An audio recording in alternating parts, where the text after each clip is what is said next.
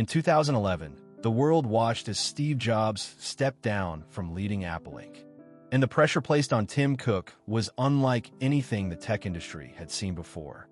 Replacing a visionary icon seemed impossible, and critics predicted Apple's decline almost immediately. Cook was not a charismatic showman or a product prophet. He was an operations mastermind from Alabama who believed in discipline, efficiency, and long-term systems. The question was not whether he was talented, but whether talent without theatrical brilliance could sustain a company built on myth. Long before becoming CEO, Cook had already reshaped Apple from the inside by rebuilding its supply chain into one of the most efficient machines in corporate history. He eliminated excess inventory, streamlined manufacturing, and turned operations into a competitive weapon that allowed Apple to move faster and scale bigger than rivals. After taking over, instead of chasing dramatic reinvention, he focused on expanding the ecosystem, pushing larger iPhones into global markets, accelerating growth in China, and strengthening hardware dominance with products like Apple Watch and AirPods. While critics searched for the next revolutionary device, Cook was constructing something more powerful, a predictable, recurring revenue engine.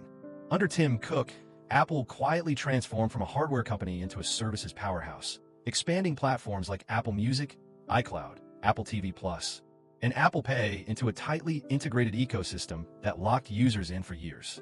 This strategic pivot stabilized revenue, increased margins, and insulated the company from the volatility of product cycles. When Cook became CEO, Apple was valued at roughly $350 billion. Over the next decade, it crossed $1 trillion, then $2 trillion, and eventually surpassed $3 trillion, becoming the most valuable company on Earth. This was not explosive genius at work. It was relentless execution compounded over time. Tim Cook also reshaped Apple's corporate identity by championing privacy as a fundamental human right and positioning the company against data-driven competitors. He committed Apple to ambitious environmental goals and led with a more transparent, socially engaged presence. As the first openly gay CEO of a Fortune 500 company, Cook quietly redefined representation in global business leadership, demonstrating that strength can come from authenticity rather than spectacle. He did not try to imitate Steve Jobs. He built a version of Apple designed for stability, longevity, and global scale.